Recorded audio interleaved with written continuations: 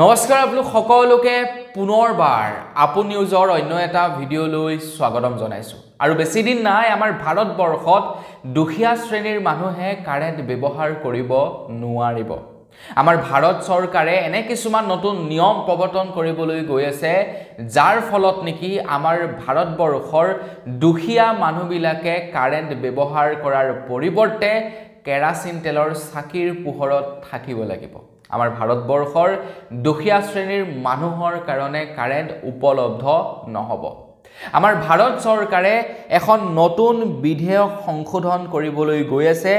যাৰ ফলত নেকি আমাৰ ভাৰতবৰ্ষৰ বিদ্যুৎ বিভাগটো যাবগৈ ব্যক্তিগত খণ্ডৰ হাতলৈ বৰ্তমান সময়ত আমাৰ ভাৰতবৰ্ষৰ বিদ্যুৎ বিভাগটো আছে ৰাজহুৱা খণ্ডৰ হাতত আৰু লাহে লাহে বিদ্যুৎ বিভাগটো কোনো এজন মালিকৰ হাতলৈ গটাই দিবৰ কাৰণে এক নতুন খচৰা প্ৰস্তুত কৰিছে ভাৰতৰ বিদ্যুৎ বিভাগে তো বন্ধুসকল আমাৰ ভাৰতৰ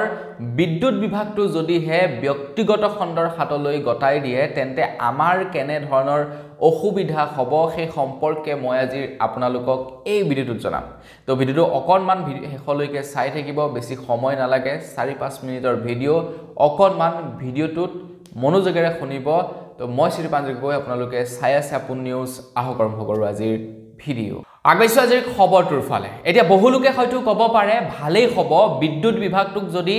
ব্যক্তিগত খণ্ডৰ হাতলৈ গটাই দিয়া যায় তেনেহলে আমি 24 ঘণ্টাই কাৰেন্ট পাম এনে ধৰণৰ হয়তো ব্যাখ্যা দিব পাৰে বা এনে ধৰণৰ হয়তো উদাহৰণ দিব পাৰে একাংশ লোকে কিন্তু আপোনালোকে ভৱিষ্যতৰ কথা চিন্তা কৰা নাই যাৰ কাৰণে হয়তো আপোনালোকে এনে ধৰণৰ কমেন্ট কৰিব পাৰে এই খবৰটো চোৱাৰ পাছত যদি বিদ্যুৎ বিভাগটো সম্পূৰ্ণ ব্যক্তিগত খণ্ডৰ হাতলৈ গুচি যায় তেতিয়া কি সমস্যাই দেখা দিব প্ৰথমটো সমস্যা হৈছে দৰিদ্ৰ গ্ৰাহক আৰু ব্যৱসায়ী প্ৰতিষ্ঠানৰ কাৰেন্টৰ বিলৰ মাজত পাৰ্থক্য নাথাকিব বৰ্তমান সময়ত কমাৰ্চিয়েল আৰু ডমেষ্টিক কাৰেন্টৰ দাম বেলেগ কিন্তু ব্যক্তিগত খণ্ডৰ হাতলৈ গুচি যোৱাৰ লগে লগে ইয়াৰ কোনো ধৰণৰ পাৰ্থক্য নাথাকিব বিদ্যুৎ গ্ৰাহকৰ ওপৰত বিদ্যুৎ চাৰ্জৰ বুজা বৃদ্ধি হৈ যাব মানে পাৰ ইউনিট কষ্ট বৃদ্ধি হৈ যাব বিদ্যুৎ ব্যৱহাৰকাৰী সকলৰ বাবে কৃষকসকলে যিনিকি সাবসিডি লাভ কৰে তাৰ লগতে আমাৰ অসম চৰকাৰ বা ভাৰত চৰকাৰে বিভিন্ন সময়ত যিনিকি সাবসিডি প্ৰদান কৰে সেই সাবসিডি সমূহ নাপাব বৰ্তমান সময়ত বিদ্যুৎ বিভাগত আমাৰ ভাৰতবৰ্ষত লাখ লাখ যুৱক যুৱতীয়ে কাম কৰি আছে তেওঁলোকৰ চাকৰি সমূহ সংকটত আহি যাব কাৰণ বৰ্তমান ৰাজহুৱা খণ্ডৰ হাতত আছে যাৰ কাৰণে নেকি সম্পূৰ্ণ কন্ট্ৰোল ব্যক্তিগত খণ্ডৰ হাতত নাই আৰু সেইভাবে বৰ্তমান এনেকুৱা আমাৰ ভাৰতবৰ্ষত বহু যুৱক যুৱতীয়ে কাম কৰি আছে যিবিলাকে নেকি ভাল টকা উপাৰ্জন কৰি আছে বিদ্যুৎ বিভাগৰ ফালৰ পৰা তো তেওঁলোকৰ চাকৰি সংকটত আহি যাব আমি বৰ্তমানৰ সময়টোৰ কথা ভাবিছো কিন্তু ভৱিষ্যতলৈ যদি ভাবিবলৈ যাওঁ এই সমস্যাই দেখা দিব